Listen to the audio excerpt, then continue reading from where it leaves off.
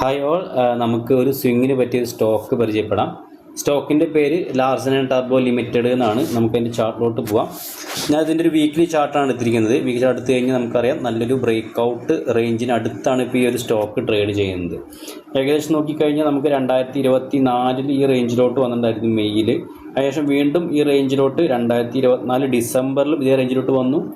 Break ചെയ്തില്ല, break ചെയ്യാണ്ട് താഴത്തോട്ട് പോയി. അതിനുശേഷം വീണ്ടും നല്ല രീതിയിലൊരു കൺസോൾട്ടേഷനും ചെറിയൊരു പുൾ ബാക്കൊക്കെ തന്ന് സ്റ്റോക്ക് വീണ്ടും മേലോട്ട് അതേ റേഞ്ചിലോട്ട് തന്നെ വന്നിട്ടുണ്ട്. അത് മൂന്നാമത്തെ അറ്റംപ്റ്റാണ് ബ്രേക്ക് ഔട്ട് നടക്കാൻ വേണ്ടിയിട്ട്. അപ്പോൾ ഈ ഒരു സ്റ്റോക്ക് ഒരു ബ്രേക്ക് ഔട്ട് നടക്കുകയാണെങ്കിൽ നമുക്ക് നല്ലൊരു മൂവ്മെൻറ്റ് കിട്ടാനുള്ള സാധ്യത ഉണ്ട്. ഇപ്പോൾ ഈ ഒരു സ്റ്റോക്ക് ഒരു ലാർജ് ക്യാപ് കമ്പനിയാണ്, ഒരു കുറച്ച് ഫേമസ് ആയിട്ടുള്ളൊരു കമ്പനിയും കൂടിയാണ്. ഇതിൻ്റെ ചാർട്ടൊക്കെ നോക്കുമ്പോൾ നമുക്ക് നല്ലൊരു പാറ്റേണും അതുപോലെ നല്ലൊരു ബ്രേക്ക് ഔട്ട് തന്ന് മേലോട്ട് പോകാനുള്ള സാധ്യതയും കാണുന്നുണ്ട്. അപ്പോൾ ഇതിലേക്ക് നമുക്കൊരു 3962 എബോവ് ഒക്കെ നമുക്ക് ഇതിലേക്ക് ഒരു എൻട്രി വേണമെങ്കിൽ നോക്കാവുന്നതാണ്. നമുക്ക് ഈ ഒരു വീക്ക്ലി ക്യാൻഡിലിൻ്റെ താഴെ നമുക്ക് സ്റ്റോപ്പ് ലോസ് വയ്ക്കാം. ഇതിൻ്റെ താഴെ നമുക്ക് 3839 റേഞ്ച്, ഞാനിതൊരു കളറ് ഞാൻ വേണമെങ്കിൽ ഇത് റെഡിൽ മാർക്ക് ചെയ്യാം.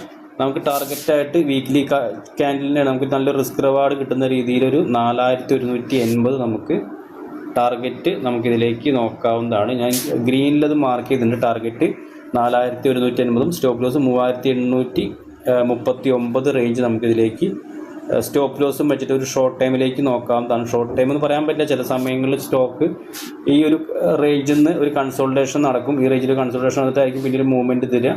അതല്ല, ഈ റേഞ്ചിൽ നിന്ന് ഒരു ദിവസം വെയിറ്റ് ചെയ്യുക, കുറച്ച് ഒരു നാളെ നമുക്കൊരു ഈ റേഞ്ചിൻ്റെ മുകളിൽ സസ്റ്റെയിൻ ചെയ്യുന്നുണ്ടോ നോക്കുക. അത് 3962 മുകളിൽ ഒരു 1 hour ക്യാൻഡിലൊക്കെ സസ്റ്റെയിൻ ചെയ്യുകയാണെങ്കിൽ നിങ്ങൾക്ക് ധൈര്യമായിട്ട് എൻട്രി എടുക്കാം.